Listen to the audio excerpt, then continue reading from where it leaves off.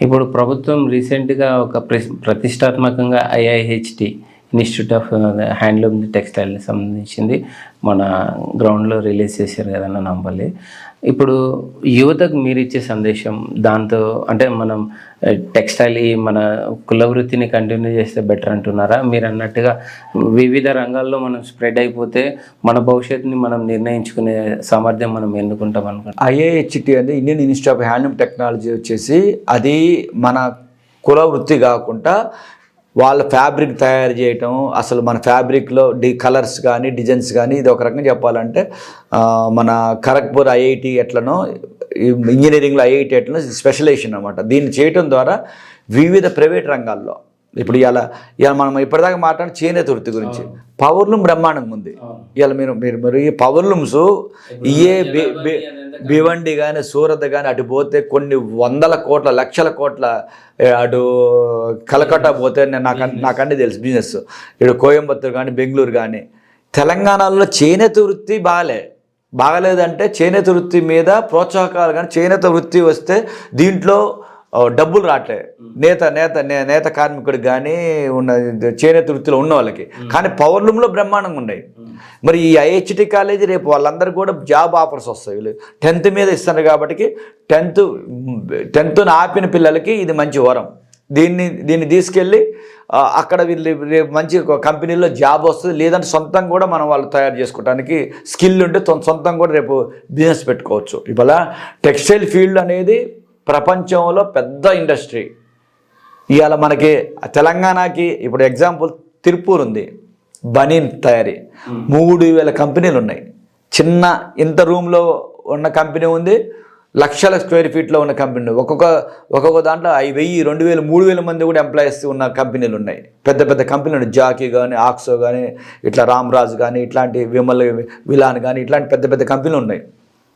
ఈ కంపెనీలన్నీ కూడా తిరుపూర్లో ఉన్నాయి.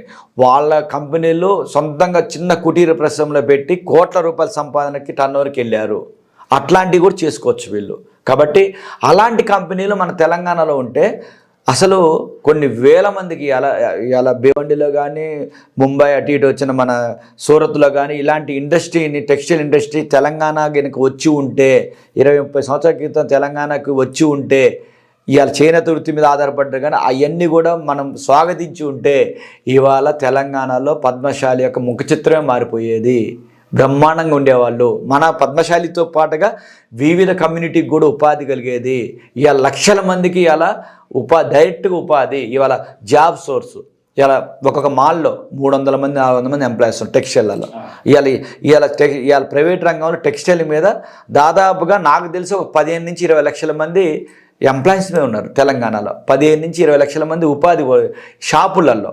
అదే ఇండస్ట్రీ వచ్చి ఇంకొక 15-20 లక్షల మంది ఉన్నారు. దాదాపు 30-40 లక్షల మందికి ఈ టెక్స్టైల్ ఇండస్ట్రీ జాబ్ సోర్స్ చూపించేది. అవి మనం ప్రభుత్వం ప్రోత్సహించాలి. అట్లాంటి ఇండస్ట్రీలను మన తెలంగాణకి ఇచ్చి ప్రోత్సహిస్తే ఇప్పుడు టెక్స్టైల్ పార్కులు పెడుతున్నారు, సక్సెస్ కావట్లే. ఎందుకంటే ఇక్కడికంటే అక్కడ ఎంప్లాయీస్ ఎక్కువ ఉన్నారు. ఇక్కడ నుంచి తెలంగాణలో వివిధ జిల్లాల నుంచి వలస పోయిన వాళ్ళు దాదాపు 20 లక్షల మంది ఉన్నారు. పద్మశాలీలు, ఓన్లీ పద్మశాలీలు ఒక సూరత్లోనే 4 లక్షల 5 లక్షల మంది ఉన్నారు. అంటే ఇక్కడి నుంచి అప్పుడున్న పరిస్థితుల్లో భూమి లేదు, చేనేత వృత్తి బాగలేదు, వలసపోయారు. అదే మనకి భూమి ఉన్నట్టయితే ఇవాళ 1 ఎకరం 2 ఎకరాల భూమి ఉంటే కూరగాయలు వేసుకుంటే సంవత్సరానికి 5-6 లక్షలు సంపాదించుకోవచ్చు, పిల్లల్ని చదివించుకోవచ్చు ఒక కూరగాయలు వేసుకుంటే. మరి ఇవాళ మనకు భూమి లేక పిల్లల్ని ఏం చేయాలి తెలియక చదువు చెప్పించేది లేక సూరత్ పోయారు. ఆ సూరత్లో మన వాళ్ళ భాష వేష చూసి ఆ తెలుగు మర్చిపోయి మన వాళ్ళు అసలు తెలుగు వాళ్ళ అన్నట్టు అనే పరిస్థితులు ఉన్నారు. అంటే ఇవాళ మన వాళ్ళు వలసపోయిన వాళ్ళు దాదాపు 15-20 లక్షల మంది ఉన్నారు. వాళ్ళందరూ ఇక్కడ ఉంటే ఇవాళ ఇండస్ట్రీలో వస్తే మరి వాళ్ళందరూ ఎన్నికి వస్తారు. అది ప్రభుత్వం చేయాలి. అప్పుడు మనతో పాటుగా వేరే కమ్యూనిటీకి కూడా ఉద్యోగాలు దొరుకుతాయి. ఆర్థికంగా కూడా ప్రభుత్వానికి కూడా ఇన్కమ్ వస్తుంది. ఇవాళ జిఎస్టీ మీద ఎంత వస్తుంది? ఇవాళ టెక్స్టైల్ మీద జిఎస్టీ వస్తుంది, గోల్డ్ మీద జిఎస్టీ వస్తుంది. రేపు ఈ ఇండస్ట్రీ ఎంత వస్తే బయట రాష్ట్రాలకు పోతే మన జిఎస్టీ మనకు వస్తుంది 50%.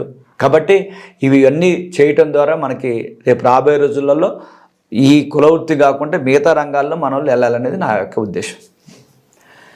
ఇది మన కమర్తపు మురళి గారి మనసులోని మాట, మన తెలంగాణ అధ్యక్షుడి అభిప్రాయం తీసుకున్నాం.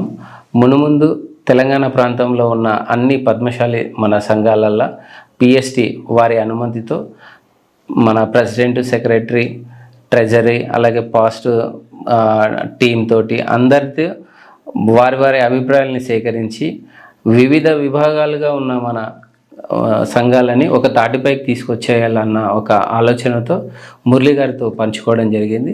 మురళి గారు దానికి స్పందించి మీకు తప్పకుండా సహకరిస్తామని వారు మాకు మాట ఇవ్వడం జరిగింది. సో దీన్ని ముందుకు తీసుకెళ్ళడానికి నేను సిద్ధంగా ఉన్నాను. దయచేసి మన ప్రతి ఒక్క పద్మశాలి మన సభ్యులు, కుటుంబ సభ్యులు ఇది మన ఛానల్ అన్న ఉద్దేశంతో భావించి సబ్స్క్రైబ్ చేసుకోండి. అలాగే ప్రతి జిల్లాకు మా టీం వచ్చినప్పుడు మీరు సహకరించండి. మీ సమస్యల్ని మేము పరిష్కరించలేకపోయినా పరిష్కార దిశగా మేము ప్రయత్నం చేస్తాం. ముందు మన సంఘానికి చేదోడు వాదోడుగా ఉండడానికి మేము సిద్ధంగా ఉన్నాం.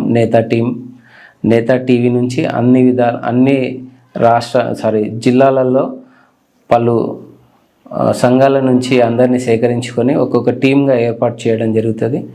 దానికి పూర్తి ప్రణాళిక మురళి గారితో పంచుకోవడం జరిగింది.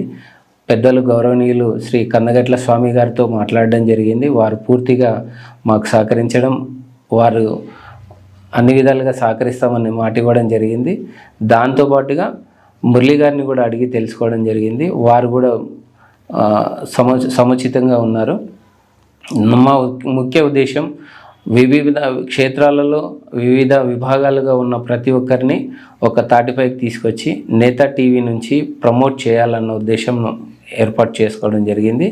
సో ప్రతి ఒక్క సభ్యుడు దీన్ని వీక్షించి సబ్స్క్రైబ్ చేసుకుని అలాగే మీ సమస్యలని మా దృష్టికి తీసుకొస్తే ఆ సమస్యని ఏ విధంగా పరిష్కరించాలో మా వంతు ప్రయత్నం మేము చేస్తాం. పెద్దలు గౌరవనీయులు కందగట్ల స్వామి గారిని అలాగే పెద్దలు గౌరవనీయులు కమర్త మురళి గారిని వీరిద్దరి సహాయ సహకారాలతో ఆ సమస్యను పరిష్కరించే దిశగా మేము ప్రయత్నం చేస్తాం. అలాగే గవర్నమెంట్ దృష్టికి వారు తీసుకెళ్ళడానికి ప్రాతినిధ్యం వాళ్ళు వహిస్తున్నారు.